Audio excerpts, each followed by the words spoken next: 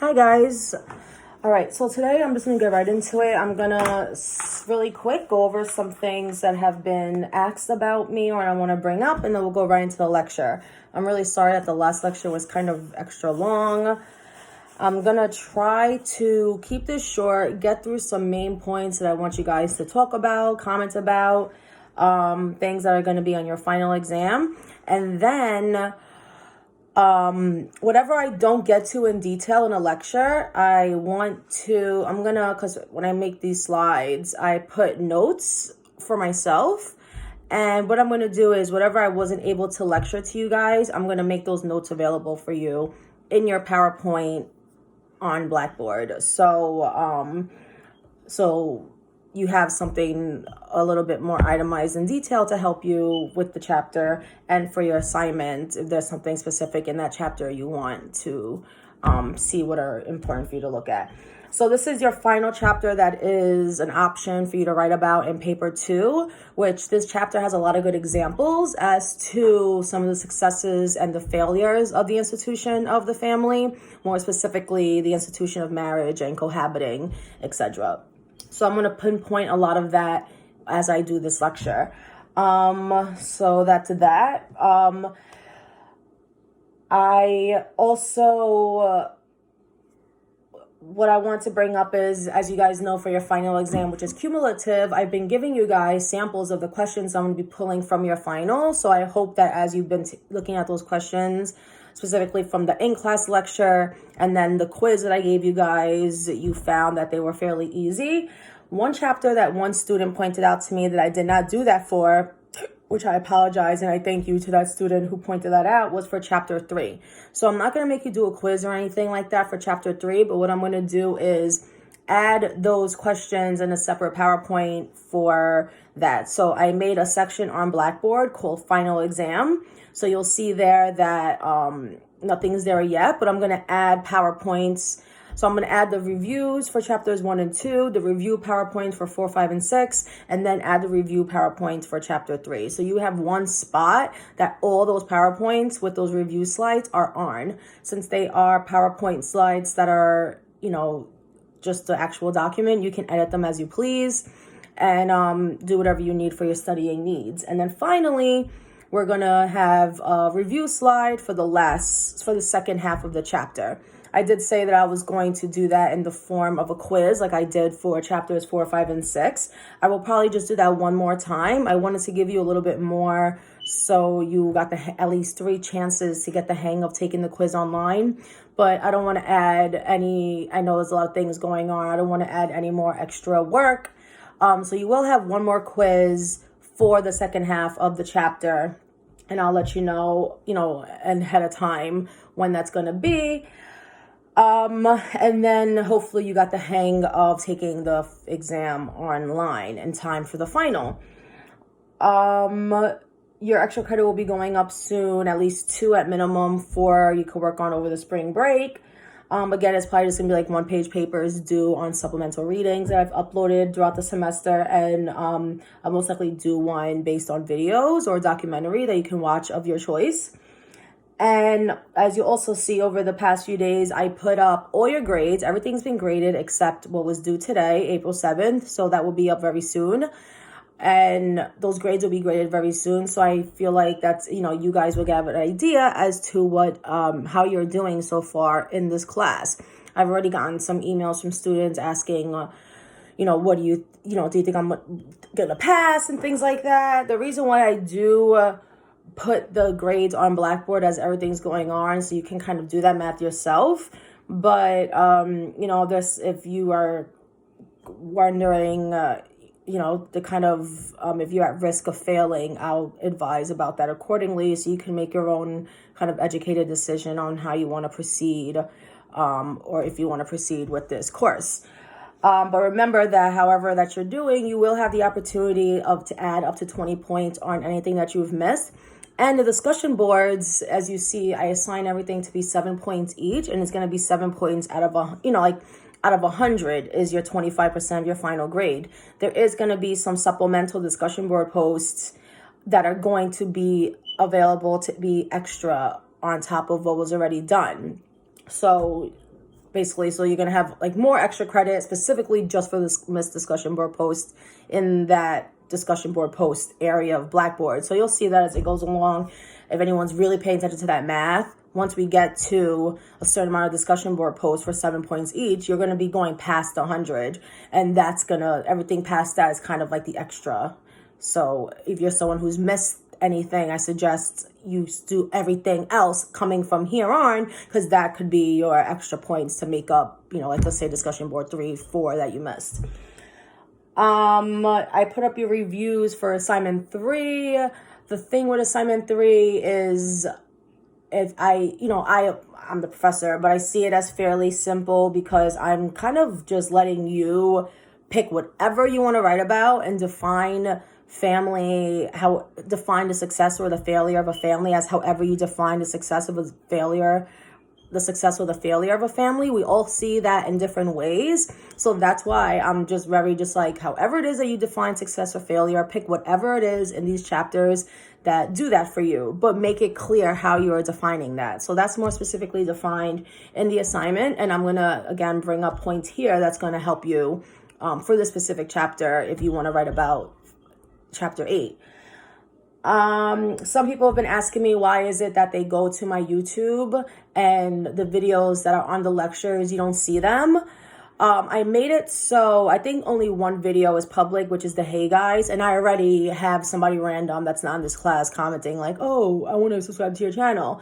And I just don't want to make my lectures available to the public like that. Again, you know, there are a lot of things I talk about that, you know, I throw my personal opinion in there sometimes, and a lot of, you know, my job, my first, I don't want to say real job, but my full-time job, I just don't want that to be public, if you guys know what I mean. So if you go just to my sociology YouTube page, you're just going to see one video. So when you want to watch the lecture videos, you have to click the link that's on Blackboard. Because that's like a link that's private. That's only sent to people that I want to send it to.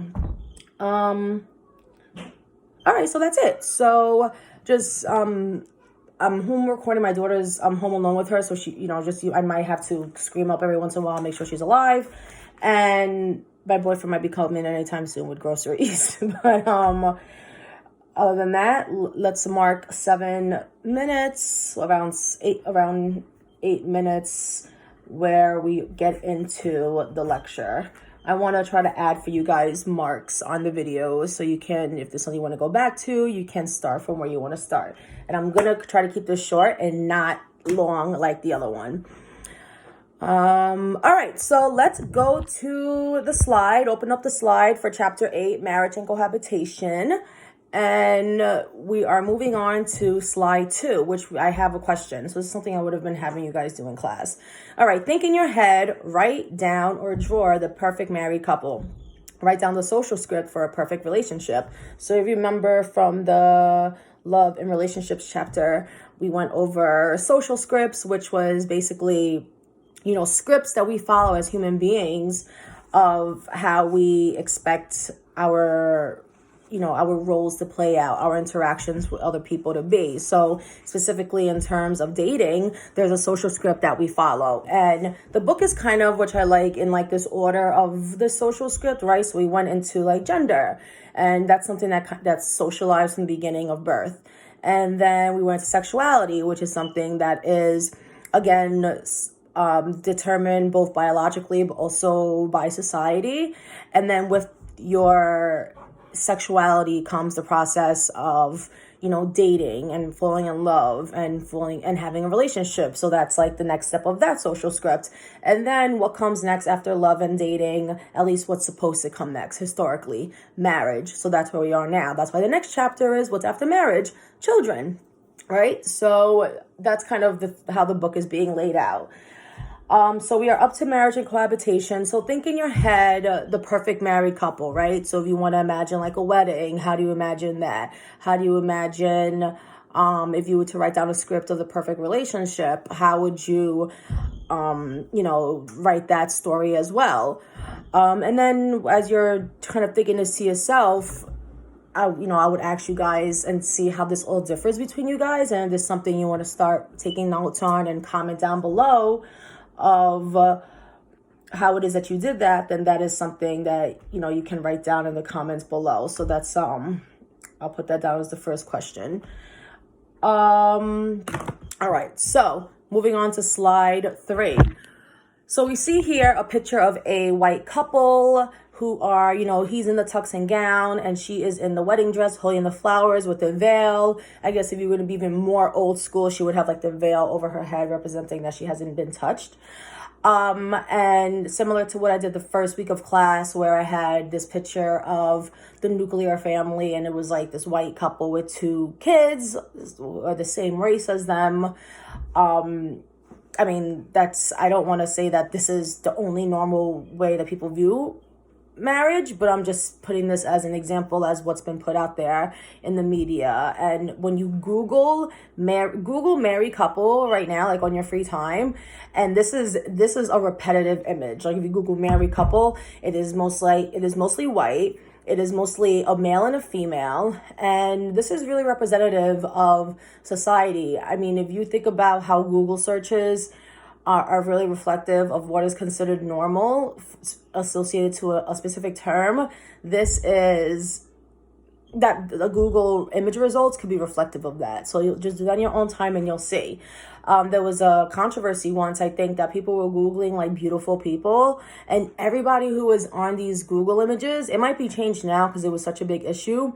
Everyone who was in these Google images was like white woman, like skinny, blonde hair, gorgeous, big boobs. And people realized that when you Googled someone who is beautiful, it was fitting one specific demographic. So that's what I mean by Google images could be really reflective of this societal belief of what something should be. So, I mean, I'm going to put the 11-minute mark, a question or just kind of something wondering, are you guys, has anyone ever done that? Do you remember this? Or what do you think about that? Do you agree? Do you disagree? So forth. Hold on. Jaylin, you okay? All right. I'm videoing, okay? It's just me being a good parent. All right, so here in the next slide 4, I put a variety of different images of representations of a married couple. So we have gay couples, we have interracial couples, we have interracial gay couples, we have couples, we have like an older elderly couple who is also mixed race. We have lesbian couple. We have a couple which it appears, and I'm making assumptions based on the photo. I don't know the backstory, but a photo where it appears she has some kind of religious attire on and he's just in a regular suit or tie. And then we have a couple which it appears that whether or not they're married, we don't know from just the photo, but we'll just use that as a category of cohabiting with a child, but now officially being married. We have a cohabiting couple, which looks like they're having some kind of disagreement, and another example of parents fighting with a child. So this is just a variety of what married couples can be like, specifically to how it's discussed in the chapter. And if you just go back to like the previous image of a married couple, just how different it is, right? Just the race, and you can assume they're upper class because they're having a wedding that appears to be expensive and so forth. Smiling, happy, right? This is the happy ending that we've all wanted, or is it? All right, so moving on to slide 5. All right, so marriage and cohabitation. Sociologists study the changing structure of the family within the family and relationships within the family. So again, this sociology class based on the family. There are so many aspects that we've been studying in relation to the family. We've been studying kind of in the beginning these external concepts, external roles of like the government. And although race is not necessarily something that is external, but it's something that we've argued as being socially constructed. Gender is something that's socially constructed. Now we're looking more of the results of that specifically to a marriage, and also the changing factor of people cohabiting instead of getting married or cohabiting before marriage. And how is that reflective of larger society and how that eventually changes larger society. So what does marriage mean in the US today? How has that changed from the past? And does the growing practice of cohabitation change the meaning of marriage? So it's interesting because Cohen addresses that the most of the studies in this chapter are going to include, is going to be heterosexual couples. And this is the point that I would ask you guys, why do you think so? And he explains why, is because a lot of sociological research, unfortunately, at least at the time of this book, hasn't included gay couples. I mean, if you think about, again, sociology is a study of society, and what has been legal for so long is heterosexual marriage. Gay marriage was just recently legalized. So it's something that hasn't been heavily studied by sociologists, whether it's, their own bias or hatred towards the towards the specific demographic, or just a complete disregard at something that's not legitimate. So, for us to have sociological data and theories and research completed about a specific group, it has to be done in the first place, and it has to be happening in the first place. And gay marriage just hasn't taken place legally, at least on the federal level. And also, if you take into account the gay relationships, right? Because even though hasn't been gay marriage, there's been gay relationships. But again, it's something that has other issues that makes it harder for them to be included in some kind of data, whether or not they're even out the closet, whether or not it's something they're comfortable with, on both the study, on the person who's conducting the studies, and also the person who is going to be the subject of the study. So, just a little bit sociological data issues 101. All right, moving on to slide 6. I keep doing this because I can't see what number slide it is. Moving on to slide 6, which shows which is addressing the discussion board post. Sorry, I'm talking a little too fast. I'm trying to not be as long as I was the other video. So discussion board post 8, I asked you guys to use chapter 8 and explain how the trends and patterns in cohabitation and marriage reflect the 3 central themes of the textbook in your own words. So the last lecture video, I made sure to kind of say it out loud to you guys, like the 3 themes of this textbook are, and never mind the fact that it is actually on the cover as diversity, inequality, and social change. But, and this is also something that might have just been easily answered by you guys, because it is in big letters here on pages 274 to 275. So we see here diversity, inequality, and social change. So sometimes I get a little bit more in depth and difficult with the discussion board posts and have to find something that's like way more deep into the chapter, and sometimes I like to give you guys a little break. So this was an instance of me giving you guys a little break, and this was one of the very first pages of the chapter.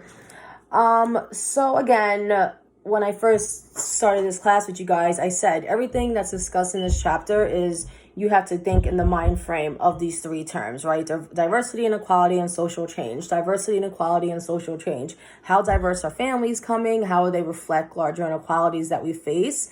And also how are families within themselves unequal? And then the social changes that come about in larger society because of these changes.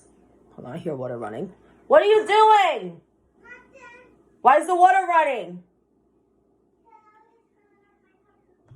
All right, I'm still recording. All right, so I'm sorry. So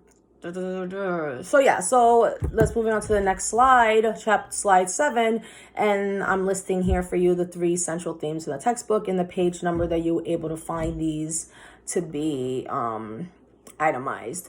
So diversity, inequality, and social change. So this is really kind of reflective of the last discussion board post, where I had you guys write about mate selection and how the path to family formation, how the path of family formation reflects these 3 themes. It was a bit different because it was inequality and inclusion of family dynamics, but this is pretty reflective of that as well.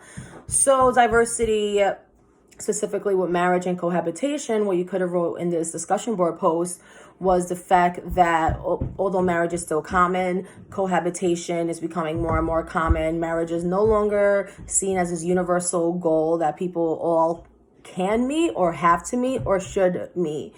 So some specific trends, which I want to really quick list that he gets into, that Cohen lists, is that approximately 2/3 of people who are married have already lived together.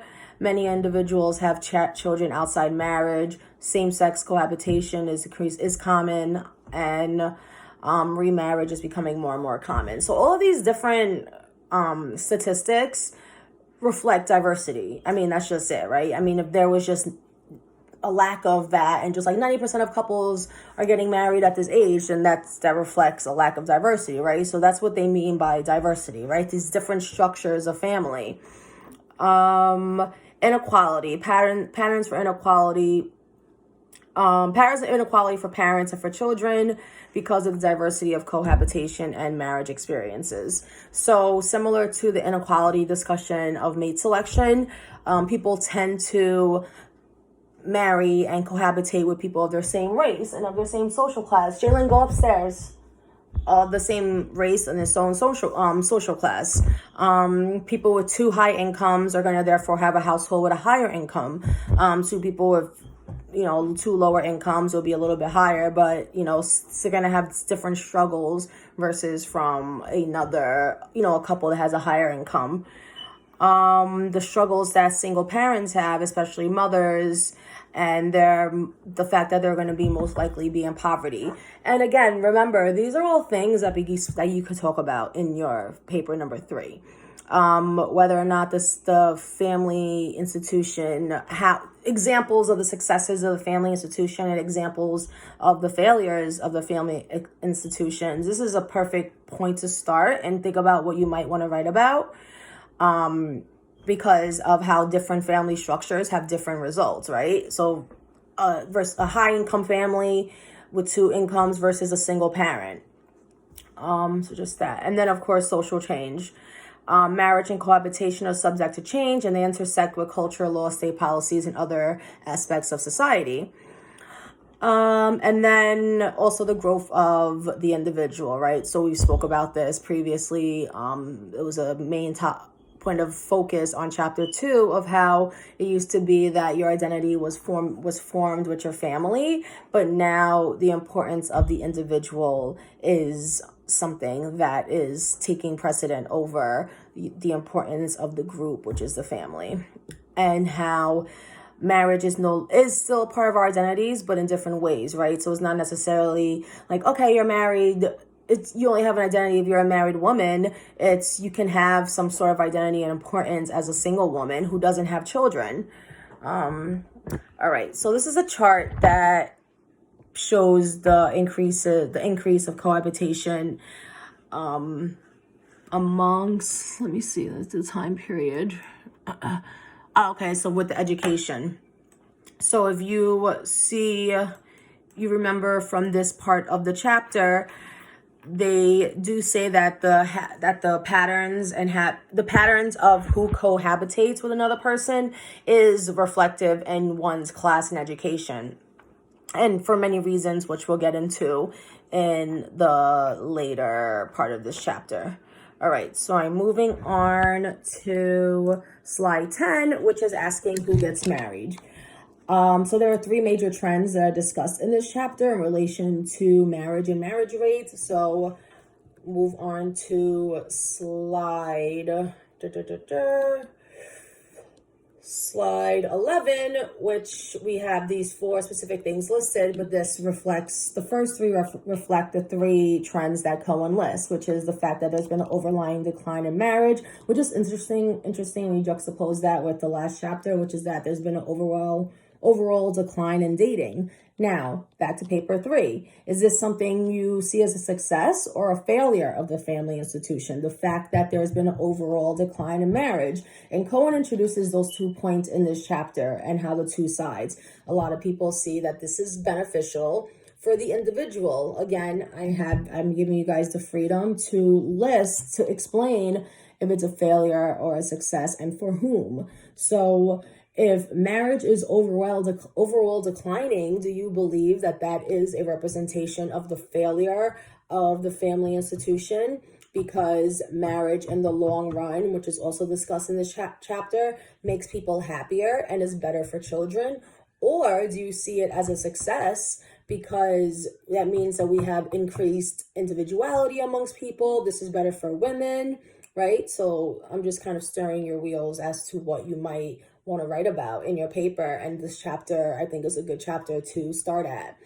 All right, so number 2, marriage rates have declined more rapidly for some racial and ethnic groups more than others. So again, is this a positive or a negative? And marriage is increasingly concentrated among those with higher education and income. So is this representing a failure of the family or a success of the family? So we'll get into that. And then the final bullet point that is listed here is the question of why do people still get married? All right, so I'm going to mark here that 25 minutes. We are getting into the decline of marriage. Jay, you okay, mama? Jaylin, you okay? What?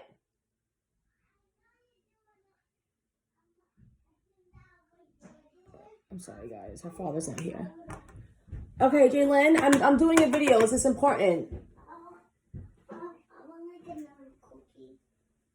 I can't give that to you right now. You have to wait. All right, so the decline of marriage. So we are moving on to the point of the chapter that gets into, let's see, this is why. All right, here, come on. Please. All right, so the decline of marriage. Sorry, guys. You see, and I'm here, example of the struggles of working mom, and shout out I'm just having a difficult day because he's out shopping, but shout out all my single moms who are working from home, and so anyway, so the decline of marriage, we are on slide 12. Post-World War II, retreat from marriage. So we had this big baby boom and people come back from war and having babies. And then after that, we had this dramatic decrease in marriage, which is interesting when you juxtapose that with what we learned about the beginning of class. The ERA and women recognizing that I don't need to get married. And, the fact that they were appreciating themselves as individuals and getting more jobs. Do you think that that's related?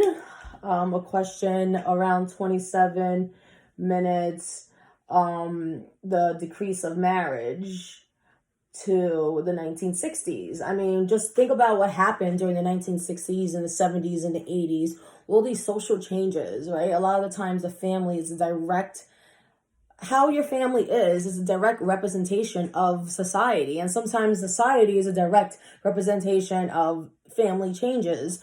So, the fact that people are retreating from marriage after the 1980s represents a lot of what was going on during that time period, right? Hippies and freedom of love and so forth. People are marrying much later, and these two trends is what contributes to less adult time spent being married than overall in the past. Moving on to slide 13. This is a chart that is reflecting the percentage of marriages, specifically amongst women. So we're just moving on to slide 14. So Cohen gives, just furthering this discussion of the decline of marriage, and for anybody who wants to write about whether or not the decline of marriage is a representation of the failure of the family institution or the success of the family institution, this could be also a good point for you to start at. So the three, at least according to Cohen, reasons as to why the family marriage is declining is culture, economics, and demography. So, American culture. I mean, getting married was just this essential part of our culture for so long. We use these examples of the Leave It to Beaver family and, the white picket fence. It's a part of this American dream that we for so long as little kids related to success, right? You don't just get married. You don't just go to school and get a great job and make a lot of money for yourself. You do it because you want to have a family to support and buy a house so you can have family members in. And this is change. This is transition. Now people go to school and make money for themselves. You don't necessarily always have the idea of one day wanting to support a family in your mind. A lot of you guys might, a lot of people don't. So this idea of individualism. So a lot of people, and Cohen discusses this here for anybody who sees this as a failure of the family institution. Social critics who claim that individualism is weakening American society. So this idea of the individual is not only weakening families, but also society as a whole, that we're only caring about ourselves. And, I mean, think about what's going on now when you see Cuomo every day in the news, who I think he's doing a great job. And I'll kind of ask this unrelated question. How do you think Cuomo's doing with the whole quarantine thing? But right, he keeps repeating, like, stop caring only about yourself. Just because you're young and you might not care about getting sick from corona, there's other people you should care about. So, I mean, I'm just kind of relating that to this idea that individualism, one can argue that it's weakening American society when you only care about yourself. And what about that for the family? Like, does this idea of you only caring for yourself weaken your family? I mean, for the example that I gave in assignment 3 as to a strength of the family was familialism, which was discussed in relation to Latin families, but it doesn't mean that only Latin families practice that. But yeah, so just that idea. Let's see. And then this idea, there's a lot of discussion about marriage being this kind of symbolic achievement. I'm taking my glasses off. I don't like when I see the eye. Marriage being a symbolic achievement. So it's not necessarily, I mean, think about how many of you know anybody who they didn't really like love the person, or they feel like they needed to get married because it shows something to other people, right? The big wedding, so forth. Another reason, economic factors as to why marriage is declining. So there's two reasons as to why economic factors relate to marriage. The fact that there is increasing economic independence, and how negative economic factors and insecurity discourage the actual practice of marriage. So there's 2 reasons why economics affect marriage. I'll repeat that. The fact that you aren't getting married and you're not having a wedding because of economic factors, and because you are economically secure, you don't need to get married, right? So like we saw back then, a lot of women were getting married because they needed a man to financially support them. But now I have my own money. I don't need to rush to get married to be economically secured. So that's why marriage is declining. And then, of course, this idea, I mean, the fact that people just aren't getting married, because if you want to get married, at least in America, I mean, not just America, but there's the big wedding and the white dress and then the limos and then the church and then the hall and then the party and then the hotels, and insane. I mean, I would like to think maybe that's a big reason why I haven't gotten married. I want to have a wedding like that and I just can't afford it. And we'll get into that in one of the next slides. And then the ring, all right, so demography. This relates to an earlier theory that we went over before. I mean, that was pretty much the name of it. Finding a marriage partner and how demographics of that individual matter. So if you are an African American male, if you're looking for an African American woman, if you're we saw African American women are more likely to marry African. Okay, so that's actually here. So the imbalance in the number of African American women, which is described in chapter 3, is attributed to the large number of Black men who are not available because of high mortality rates, high levels of incarceration, and high levels of unemployment. So how does this represent a failure of family as an institution? Throughout this whole entire chapter, we learn that people are going, and also in chapter 7. So I'm kind of, take down these notes, guys, if this is something you want to write about. Chapter 7, we're learning that people are more likely to marry or date someone within their own social class and race. But what about African American women who, just like anybody else, want to marry and date somebody within their own race, right? However, there is not like it's a complete absent, but the availability of available men, depending on their area, so forth. are lacking compared to other groups of women, so Hispanic women, white women, because of these social factors, right? The fact of high mortality rates, incarceration, and unemployment, like I just said. So that is that, and so you can kind of explain that as a as an example of like the negative side or a failure of the family as an institution, because this is a norm that applies to everybody but African American women. And then on the other side of that, not only is this an unfair imbalance on their end, but then also think about the other thing that we learned about dating is that African American women are less likely to be chosen in like the category of dating. So white men are most likely gonna not pick an African American woman, right? And I think there was another chart that was showing that they're less likely to be like answered back or something like that. So, you know, even though I say pick something from chapter 8, you can connect all these chapters to prove your point. And that's why I don't want to get in paper lecture mode again. There's so many things in these chapters. And I said it again, if I see it again in these papers, I'm going to make outside resources not allowed to be used in paper 4, because there's really no reason to go outside the book. But if you want to, then okay. But I mean, everything that you would need is in these chapters. I mean, my sample paper, I could have kept going with just the book. And if you're going to use an outside resource, like it should be for something that I cannot find in Cohen. All right. So, but yeah, so what do you think about that? Do you agree the fact, you know, this idea of African American women? I mean, it's not, I mean, it is a fact that's presented as like statistical research, but what do you think about that? Is this something that anybody who is a woman of color, specifically African American women, have seen, right? Have dealt with themselves? And all right, so we are moving on. Okay, so this is where we get this wedding industrial complex, right? Of the cost of a wedding.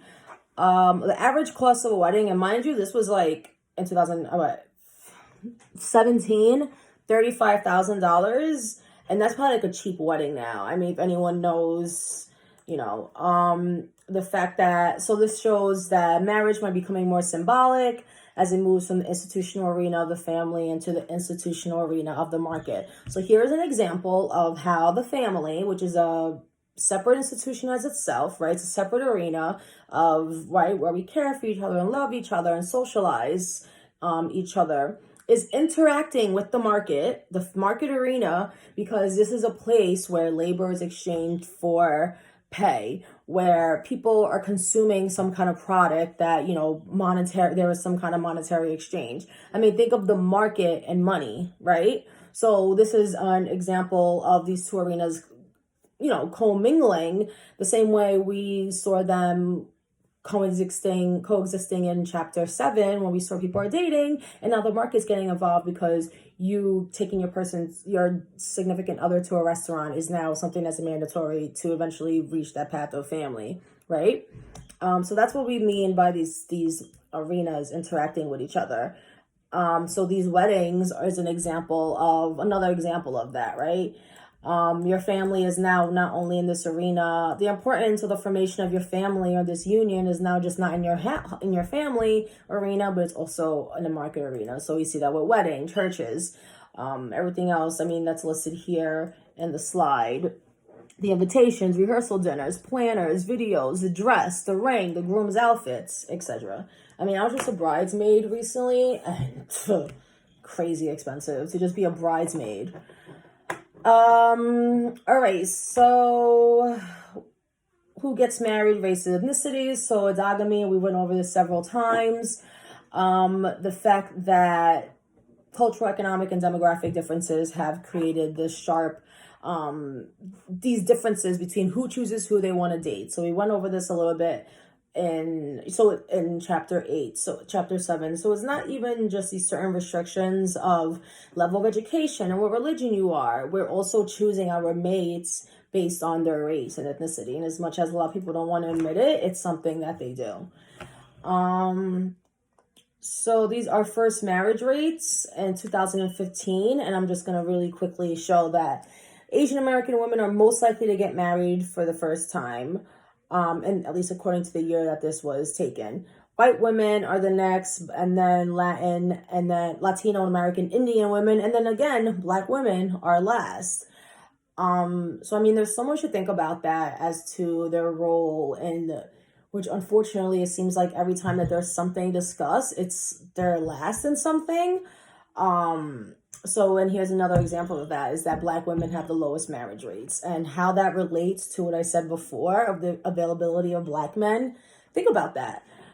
And then later on in the chapter, when we talk about marriage and how happier people are married and married people are happier, associate that back to all of this. So if this is the case, if people who are married are happier, people who are married are richer, people who are married are better off economically and socially. However, Black women have the lowest marriage rates. How does that relate to each other? And I'll just ask that here around 40 minutes. What do you think about that? All right, so 18, slide 18. This figure shows the percentage of American adults who have never been married. So the marriage gap between the Black and white percentages has dramatically increased since 1950, but this shows that Black men and Black women have higher expectations that men and women should be economically secure before the marriage, as opposed to whites who do not have the same high expectations. So hear that again. African American couples set a higher economic standard as a prerequisite for marriage. That's interesting. Why do you guys think that's the case? I want to ask you guys that. Why do you think that Black, African Americans require economic stability growing up before they get married? Do you think it has to do with the way they've grown up? Do you think that the individualism is more rampant or more valued in African American households? Why do you think that's the case? That is I saw this and I thought it was so interesting. So asking that. All right. And then, of course, who gets married? Individuals with more education marry later. Having a higher income increases the likelihood of getting married. So again, associate this with minority groups that don't have higher incomes, and how this plays into their life, and then how it plays into the family. And so delaying marriage to go to school, whether or not you have an occupation, a high income, will determine whether or not you decide to get married. I'm really trying to keep these videos short. It's so hard, guys. It's like, damn, I'm only on slide 20. I mean, my daughter stopped me, but all right. So the deinstitutionalization of marriage. The idea that the formal and informal rules have become weaker. Individuals are no longer required to get married for economic or social standings, right? So modern marriage is more an option instead of a necessary tradition. So this is something that you can write about in your paper, right? Again, your opinion as to whether or not the deinstitutionalization of marriage represents a success of the family or a failure. Many individuals are still choosing marriage as an option, and then these are 3 reasons why. It's the incentives, the social pressure, and the act of imitation.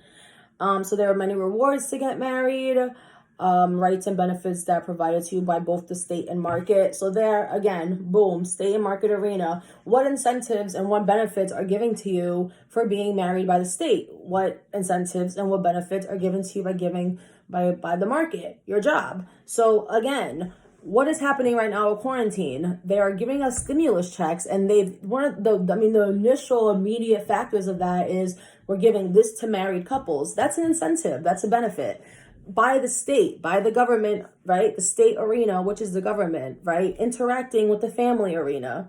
Okay. So, and then with the market arena, I mean, think about, I'm trying to think of my job. Like, you have like insurance provided by your job, and then that's automatically just given as a benefit or incentive to your partner, right? Things like that. Insurance benefits, etc. You getting time off before your honeymoon, right? Which is like in Italy. But, all right. Another reason people get married, social pressure. And you being pressured to get married by family, peers, the media. Religious communities, you know, just the pressure to get married. And then imitation. Marriage is still an important part of the culture and is highly visible and symbolic. I mean, we just had Meghan Markle and Prince Harry get married. It's like this idea. It's like this. Everybody likes to talk about it, like this amazing, you know, princess fairy tale wedding that every girl dreams about, and you know, this is what they mean by like the imitation, right? It's just something that as a little girl you see it and you're like, okay, they say like, oh, the wedding day that you've always dreamed about as a little girl. So these are the three reasons as to, although marriage is declining, there are reasons as to why people get married. Is there anything that you feel like is missing from this list? I mean, I would argue that what's missing from this list is just the general, right? We're kind of seeing this as a exchange theory type of reason as to why people get married, right? There's a mutually beneficial reason that people only get married, and kind of excluding completely the idea of love. So I'll ask you guys that, what do you think is missing for this list? Why else do people get married? Fear, domestic violence, no choice, right? Children. What else? Why else do people get married? What do you guys think is missing? Jay, you okay, mama? All right, I'm almost done. All right, slide 22. It is your favorite first couple, Donald Trump and Melania. So this is representing the discussion of the chapter of who marries who, the market concept of marriage. The social space in which people search for potential married partners. So think of, like, we have the market arena, which is this idea of exchange of goods or resources or labor being exchanged for some kind of monetary value. So that's why it's being worded as like this market concept of marriage, as if men are looking for a partner and women are looking for a partner at the same way they shop for things. So I put up here, I'm on slide 23, the slide from the last PowerPoint of the mate selection. Did you guys watch this? There's so many interesting points that I brought into this. And again, because I'm trying to keep this short, I don't want to get into it too much. But, you know, there's something that one of the girls asked here of who determines the right way. Lisa Ling, I like her things because she tries to keep an open mind. She's not very judgmental about things. But she's like, you know, these women, they're extremely ambitious and they want to be successful on their own, but they want to kind of skip the necessary steps of what's considered the right way of doing it, which is like going to college and getting a job and doing it on their own. So they exchange what is their goods, which is their, whether it's sex or their time spent or their looks and their beauty, as they refer to it, as some kind of actual commodity, and exchange it with older men who are giving them something in return, which is actually money. And although it's not said, it's obvious that some of them are doing it for sex. It's based on this seeking arrangements. So I'm asking you guys at around 47 minutes, what did you think about that?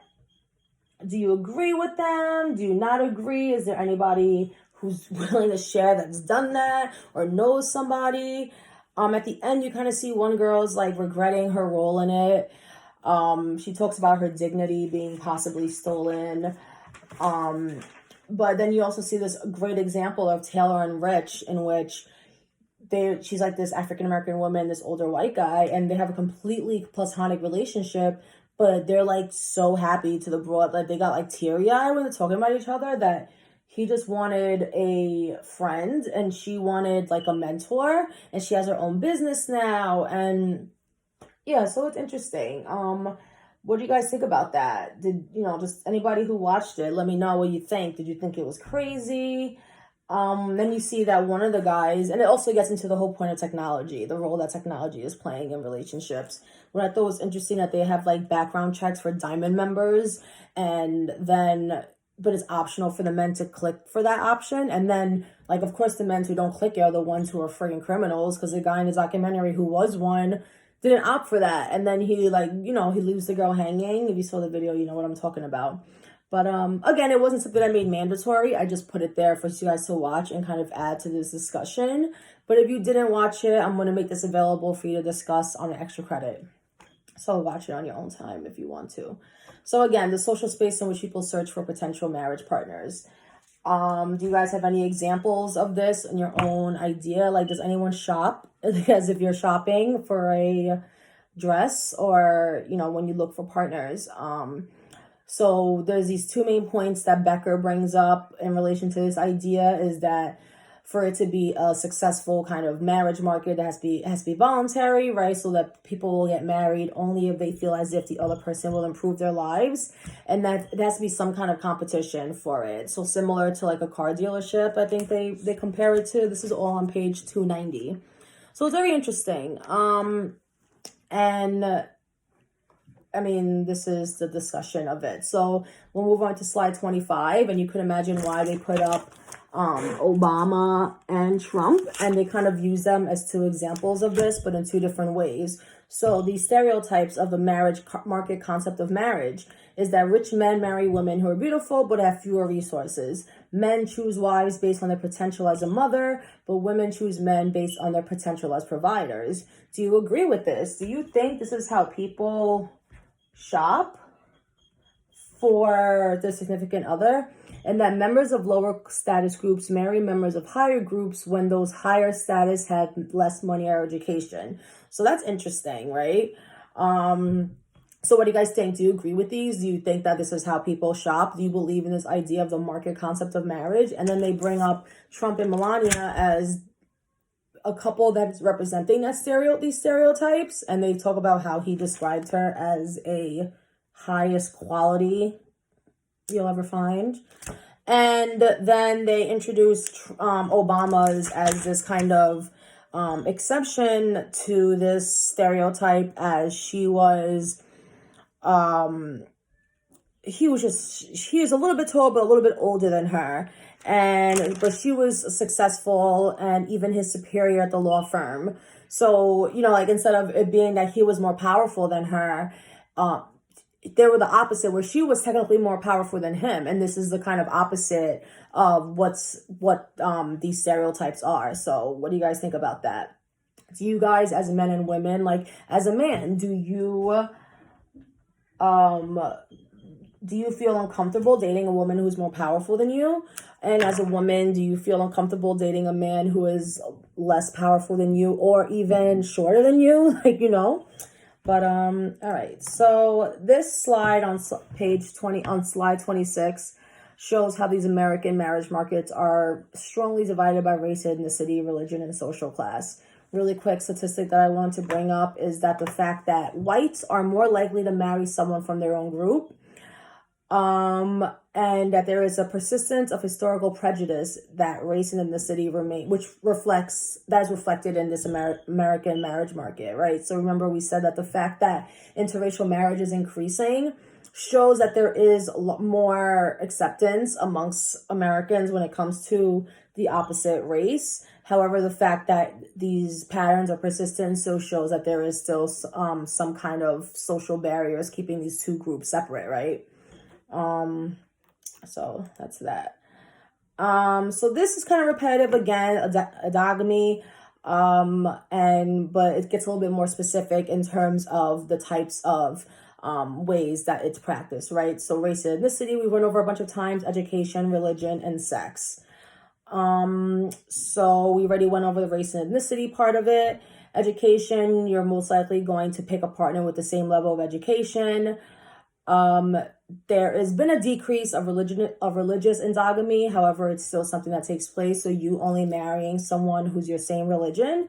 And then sex, this is in terms of the actual demographic of sex. So same-sex marriage, whether or not you're going to marry somebody of your own sex. And he says that unfortunately there's not enough reliable data on this category, but it's still something that is there. So what do you guys think? Is this true? Is this something your own within? So I want you guys for this part, for around slide 53, slide 27, look through this list and see how much of this matters to you to date. Do you look for race and ethnicity? Do you look for education? Do you look for religion? Obviously, you know your sexuality. So unless you're bi, you go for both sexes. You're attracted to what you're attracted to. So more for the other three. So this is a a part about cohabitation and percentage of women who have cohabitated. So this is the biggest change that's taken place recently about marriage. It's becoming an expected stage in relationship process. There's wide variety of it. So people who are cohabiting before marriage, people who are cohabiting with a child before marriage, people who were married, then get divorced and then cohabit afterwards just for the sake of the child. There are a lot of different versions of it. And this is something that, again, adds to the diversity of families and then in the long run relate and lead to social change. I think it's interesting that I'm part of the group that feels as if cohabiting with someone before marriage is very necessary. I remember one of my good friends recently got married and they didn't live together before the marriage, and we all thought they were crazy. Like, how are you gonna move in with somebody for the first time after your wedding night? So I'll ask you guys that in 15 minutes. Do you think it's important to live together first? Or do you think it's like, all right, you should get married and move together after? I think that you should live with a person first. But what do you guys think? And again, cohabitation is on the increase for those with less education. It is more likely for those with less education to have, God bless you, with high rates of cohabitation. And so basically social class is a huge factor in cohabitation rates. So this could be an example, something that you write about in your paper about whether or not this reflects success or a failure of the family institution. So what do you guys think? All right. And we're getting to the point finally where, wow, I really got this under an hour. So this, is basically showing the different ways that cohabitation matter in the different levels of marriage. So you cohabiting before marriage, instead of marriage, and then after marriage. So these are 3 different experiences. So before marriage is the most common form. I'm so slouched. Before marriage is the most common form of cohabitation. There are both positive and negative effects. So again, this is good for paper 3. Is this, because as much as you might see like, whoa, is this a family? Yes, this is a form of family, cohabiting. So is this a failure or a success of the family institution? Here's some positive and negative effects. And this could help with your paper 1. Some couples end up living in poor conditions because cohabiting is viewed as less permanent. Couples with low income may cohabitate with plans to eventually marry, but never get married because of other economic issues. And financial pressures might compel couples to live together, but rather for love, right? So you're not really living together because you're really in love with each other anymore, but because you financially can't leave them, right? So think about that. Is this representing positive or negative? So you can have these 2 sides of cohabitation. This negative side of these statistics that I just read, or this positive side of the individualism and the freedom of choice that it represents. What do you guys think? Jay, you okay, mama? Okay, I'm almost done. And then instead, those who cohabitate instead of marry, and then this is more likely to happen again with economically disadvantaged couples. And then, of course, think about that in terms of race and how that could further be more, relate to certain races over others. And cohabitation is becoming increasingly more common with those who are widowed and divorced. So then, of course, after marriage, what's there? Either you're a widow or you're a divorce. So then you cohabitate with someone else. It's less permanent, right? So instead you cohabitate. And then finally, we will end with this discussion of the modern married individual. So how marriage plays a role in the identity of the modern individual. So these 3 different, and this goes into the idea of so basically we've already discussed how marriage relates to can either take away from the individual or add to the individual, and the ways that it does that is what we're getting into now with the benefits of marriage. So happiness, health, and wealth, and religion. So this is the big part that a lot of you guys can focus on and write about for paper 3. Why is it good to get married? This could fall underneath your successes of the family institution. Married people can sometimes be lonelier than single people. However, happiness is one of the benefits of marriage. But then is also a thing about, especially specifically in sociology, when you're studying something, you have to make sure that the thing you're studying is not already a result of what you're studying. So if you're going to study, are married people happier than single people, but do happier people get married? Do you get what we're saying? So the data might be off because you're studying whether or not, a specific group is happier than the other, but that specific group might have already been happier than the group that you're studying. It's basically just explaining why the data might be off if you're studying one group versus the other, because the other group might already be a result of the thing you're studying. So that's what's discussed here. But overall, that's what we discussed, that's what's introduced here as a selection effect. However, overall, we do find that there are benefits to marriage which result to behavioral changes, cooperation, and social status. You're more responsible. You have another person to worry about in your life. You're more likely to be higher levels of cooperation, and you also can increase your social status. So this is discussed more in depth on page,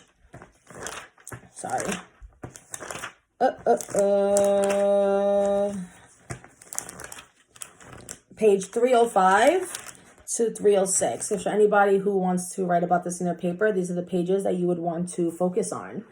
And then, of course, religion, that if you are a couple who practices the same religion, you're most likely to go to church together. So whether you see that as a benefit, then that's up to you. All right. So again, this next slide, on slide 32, it goes into race and percentages of people describing themselves as very happy. Whites describe their marriage as happier than other groups. Why do you guys think that? This is my last question for the slide. Why do you think that white people describe themselves as happier? Do you think it's because of, the sample themselves maybe just being untruthful? Or I'm not saying that white people are untruthful. I'm just saying the data set. What do you think? Because that could be representative of any group who comes out more than the other.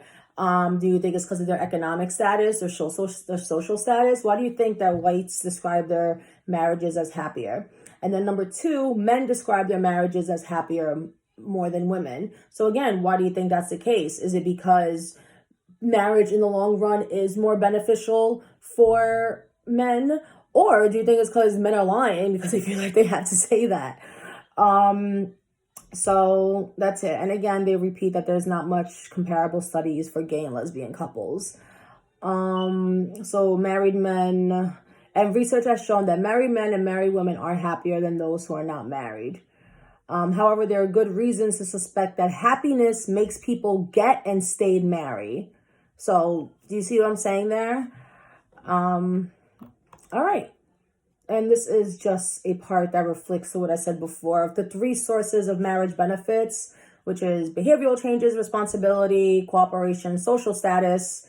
And this is just reflecting the responsibility part, is that when you get married, you have a sense of 2 people. You're more responsible. You're more likely to cooperate with others, etc. And then this is slide 34, reflects the religious part of this discussion. All right, I did it, guys. An hour. Be proud of me. I had the goal of finishing at the politics of marriage. This is more discussing the symbolic reason as to why marriage is so important versus the institutional reasons. So remember, marriage was this really important thing to get married for for economic reasons and social reasons. Now that that's decreasing, it's more symbolic. So I put up an article for you guys as to why it's important for inmates to get married. It reflects the inmates' discussion in this chapter. And this is also good for you to talk about for your paper. It discusses how the government promotes marriage because they see it as a positive in the long run for the children. And this actually goes into how the Temporary Assistance to Needing Family Act was created, because prior to that, the welfare program was seen as preventing women from getting married because it was giving them too much economic assistance on their own. So now the goals of government programs is to promote marriage. So think about that. So again, once you get to this point, if you guys want me to get into anything that I'm kind of skipping over here with marriage promotion and marriage rights and same-sex marriage, let me know. But I left these notes for you guys. So the notes that I would otherwise be reading off of, they're there for you. All right, I hope that this is better than the last video, which is too long. If you guys have any questions, let me know. So again, this is your last chapter, which is your option to write about for paper 3. So I hope my little tidbits throughout gave you a better idea of what you can write about. All right, have a happy spring break, and hopefully by then you guys are all caught up with your work. Good luck, stay safe, and wash your hands.